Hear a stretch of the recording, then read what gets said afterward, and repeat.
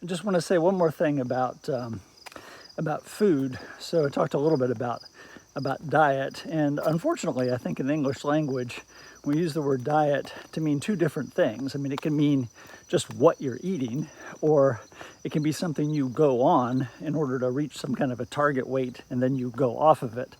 And I would suggest avoiding that type of diet. Think of your diet as just what you eat, and as much as you can, just try to steer toward food that's nutritious and tasty, and just kind of try to steer away from food that's not nutritious. And of course, if you're eating non-nutritious food, it's going to be tasty, but there's so much nutritious food that tastes so good, and anything you can substitute, substituting out junk for something healthy and tasty is just going to be win-win. And if you go on a diet to reach some kind of target weight and then you go off the diet, well, what's going to happen when you go off the diet? Well, you're going to go back to the way you were eating before, probably. So, I don't know, just my advice. Don't think about going on a diet. Just think about the diet as just what you eat. And of course, you want to eat food. You don't want to pick foods that you hate or you're not looking forward to. You're not likely to stay on that kind of a way of eating, I don't think. But there's so much variety of tasty, nutritious food. There's no reason to sacrifice taste, for what you perceive as necessary to eat nutritious food. So just my 2 cents on the topic. It's helped me out a lot. So I'm on a stretch of the road now that's smooth, but it's steep. It's pretty steep uphill. It's actually quite steep. And here's a time to think about leaning forward from the ankle. Here's where you really want to not lean forward at the waist, which is a tendency, right? As you're going uphill, is to people will keep their stride length long, lean forward at the waist, and then really slow down the stride rate like I'm doing now. But instead, cut your stride length, keep your stride rate up, keep your body upright, and again, you're leaning forward from the ankle. Your whole body is leaning forward. It might not make any sense just listening to it, but I think if you play around with it, the idea of leaning forward from the ankle will make more sense. And so I'm just going to cut my stride length, keep my stride rate up, and lean forward from the ankle, making sure that I don't lean forward from the waist.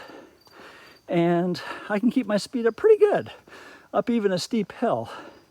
And maybe if the hill is really steep, I'm gonna have to really cut my stride length. But again, I'm always gonna opt for making my stride length shorter while I'm keeping my stride rate up. And that's gonna be a much more efficient way to go quickly, or at least to go not as slowly. So just like walking smoothly and efficiently down technical terrain is going to really help you with injury prevention, walking smoothly and efficiently up technical terrain is probably going to make the biggest difference to your overall speed, because that's going to be where you're walking the slowest. So as I'm walking up difficult terrain, my goal is kind of the reverse of walking down tough terrain. My goal is to walk smoothly uphill, to not take large steps up things, but to look at anywhere I can where I can take, let's say, smaller steps and walk with a more smooth stride. So, like, let's say if I turn the camera around, I show you what's coming up here.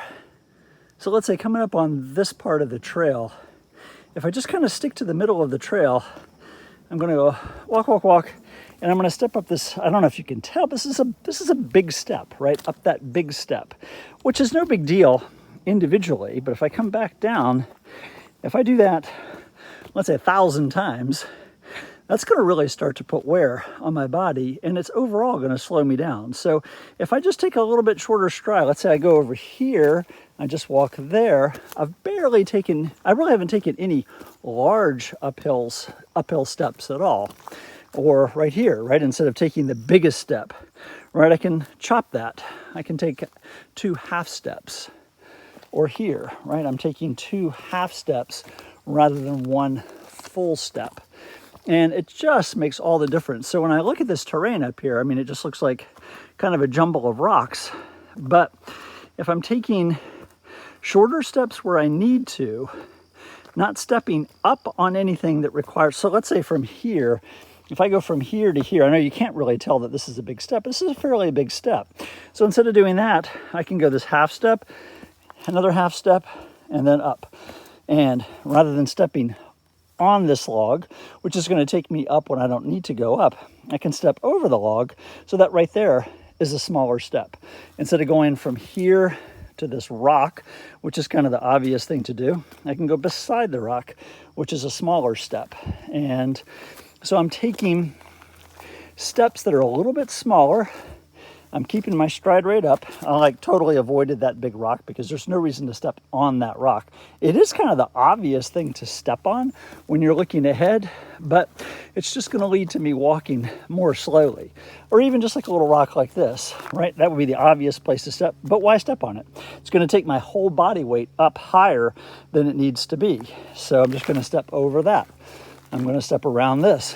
Here where this is, I'm not going to step on that. I'm going to step around it.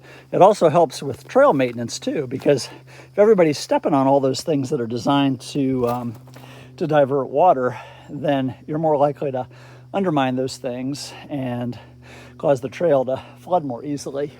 So just if we can kind of look ahead while I'm walking, I'm going to walk slowly, but just look ahead at what I'm avoiding, right? I'm going to avoid that big rock. There's no reason to step on that, right? So that even though the terrain overall is fairly steep, each individual step that I take is quite smooth. So here, the obvious thing would be to, take this is a big step, right? I'm going to have to put my hand on my knee and push off, but there's no reason to do that, right? I can just come right over here, and I've barely taken a step up at all. I've gone around the difficult object. And I see people all the time just taking very inefficient lines through difficult terrain, and I'm putting forth substantially less effort and walking quicker. So that's what I mean by, walk faster, but with less effort. And it's amazing the difference that makes over the long haul.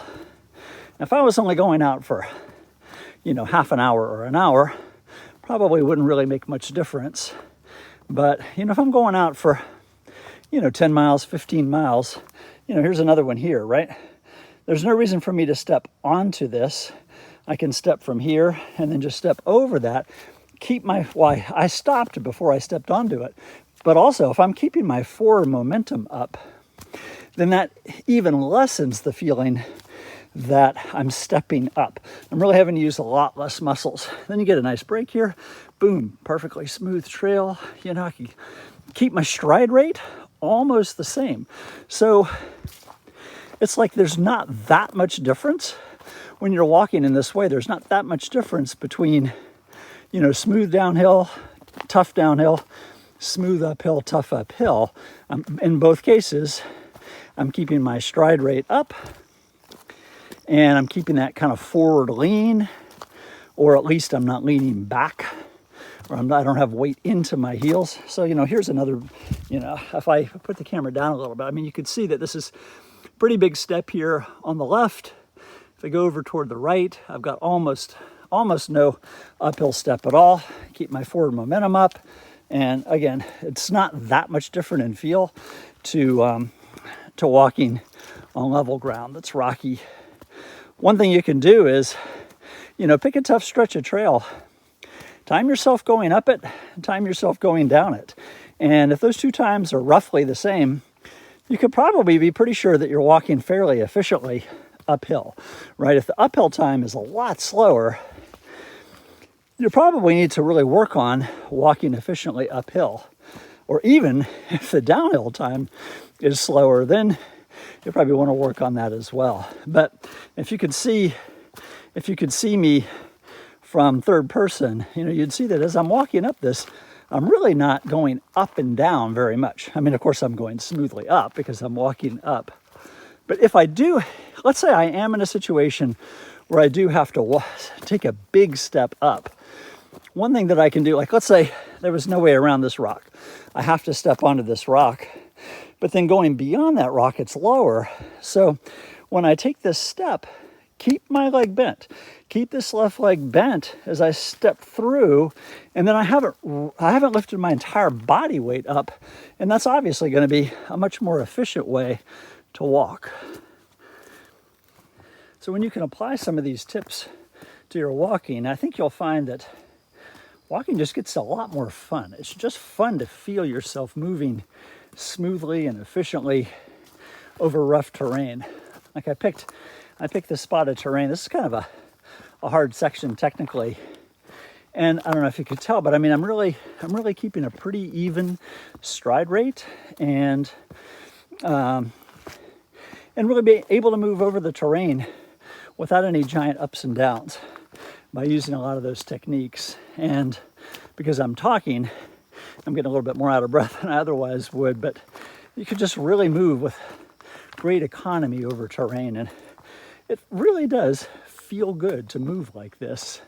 So if you've done a lot of hiking, you've probably either heard all this stuff before, or most of this stuff, or you figured it out for yourself. But I do see an enormous number of people moving extremely inefficiently over terrain, and getting tired out when I don't think they'd have to be in any better shape to not be tired. I think if they just applied some of these techniques, they'd be able to move in a much more easy fashion over the terrain, and without even having to be in any better shape, would be able to enjoy the hike a lot more. I just see people so often who, get to the destination and they're too exhausted to enjoy where they are, or they get to a nice view and, all they can think about is resting.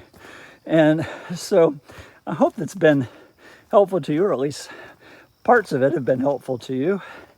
And if you like this video, give it a like. If you liked it a lot, subscribe. And I definitely appreciate that. I am very appreciative of all of you who have subscribed. And again, hopefully you've enjoyed this video, even if you haven't learned too much. And I do hope that you've learned some things, and you're looking forward to getting out there and trying some of this stuff out. So at any rate, take care, God bless, and hope to see you next time.